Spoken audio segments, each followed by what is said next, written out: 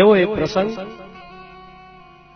એક બાપે પોતાના દીકરાને બોલાવીને એટલું કીધું કે બેટા તું 12 સાયન્સ કરે છે, મને ગમે છે, પણ 12 સાયન્સની પરીક્ષામાં તું સારામાં સારા ટકા લઈ આવે ને તો તને ગમે એવી ગાડી હું લઈ આપીશ. જા, મારું વચન છે, તને ગમે એવી ગાડી લઈ આવીશ. ઘર પરિવાર બહુ સુખી હતો, અઢળક સંપત્તિ હતી, સંતાનમાં એકનો એક દીકરો હતો, પત્ની હતી નહીં, જે ગણો એકનો એક દીકરો હતો. સાહેબ, દીકરો પણ એટલો હોશિયાર, અને પિતાએ એમ કીધું કે તને ગમતી ગાડી હું લઈ આવીશ.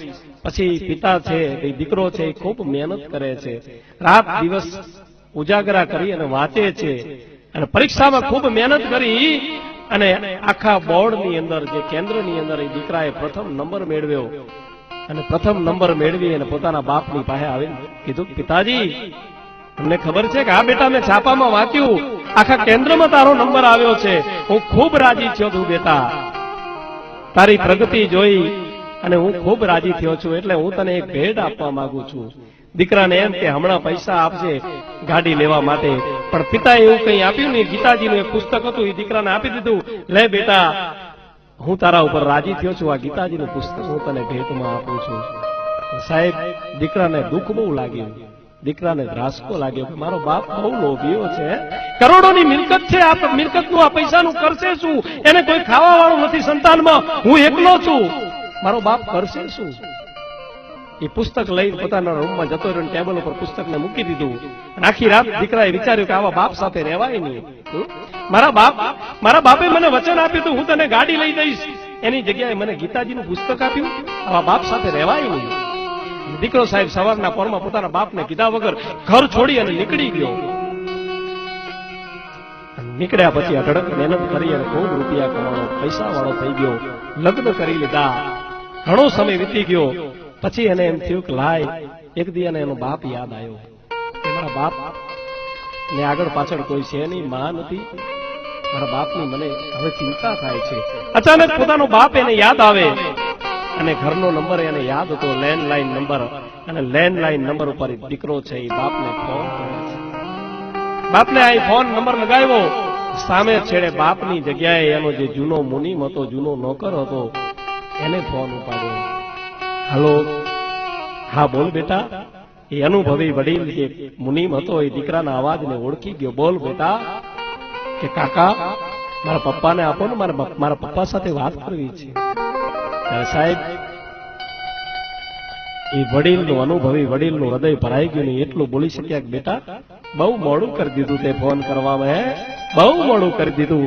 આજ સવારમાં તારા પપ્પાને અમે અગ્નિદાહ દઈને હાલ્યા આવીએ છીએ. કાલ રાત સુધી તને બહુ યાદ કરતા હતા તારા પપ્પા, મારા દીકરાને લઈ આવો, મારે મારા દીકરા સાથે વાત કરવી છે. બેટા, અમે તને બહુ ગોત્યો, તારા સરનામું ગોતવા માટે અમે બહુ મહેનત કરી, પણ ક્યાંય તારું એડ્રેસ જડ્યું નહીં. બેટા, તારા પપ્પા તને બહુ યાદ કરતા હતા. અને રાત્રે અડધી રાતે તારા પપ્પાએ દેહ છોડી દીધો. આજ સવારે જ એમને અગ્નિ સંસ્કાર દઈને અમે હાલ્યા આવીએ છીએ.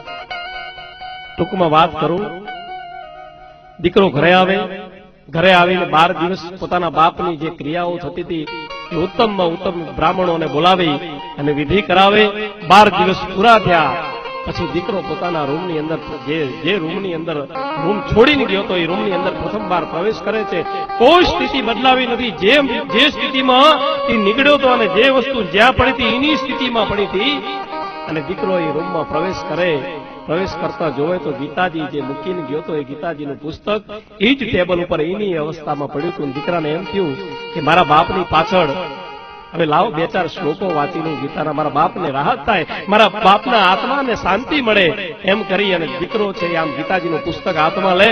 આમ કરીને પહેલું પુસ્તક ખોલે તો એમાં ઢગલો આશીર્વાદ લખ્યા હતા. દીકરા, તું પરીક્ષામાં પહેલા નંબરે પાસ થયો, હું ખૂબ રાજી થયો. પરમાત્મા તને ખૂબ પ્રગતિ કરાવે, ખૂબ પૈસા વાળો બનાવે, ખૂબ કીર્તિમાન બનાવે, મારા અઢળક આશીર્વાદ છે. નીચે બાપની સહી હતી, પહેલા કાગળિયામાં ઈ હતું અને બીજા પત્તાની અંદર એક કવર હતું. અને કવર જ્યાં ખોલ્યું ને તો એમાં ગાડીનું બિલ હતું અને ચિઠ્ઠી લખેલી હતી, બેટા ગાડીના પૈસા હું ભરી આવ્યો છું, તને ગમે એ કલરની ગાડી જઈને લઈ આવજો. અને તારીખ, જે તારીખ એને ઘર છોડી હતી એ જ તારીખનું બિલ હતું.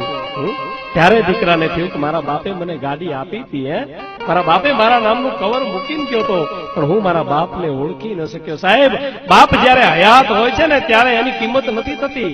બાપની હયાતીમાં બાપની કિંમત નથી થતી, પણ બાપ જ્યારે છોડીને જાય છે ને ત્યારે દીકરાને ખબર પડે છે કે મારા બાપે મારા માટે શું નથી કર્યું. સાહેબ,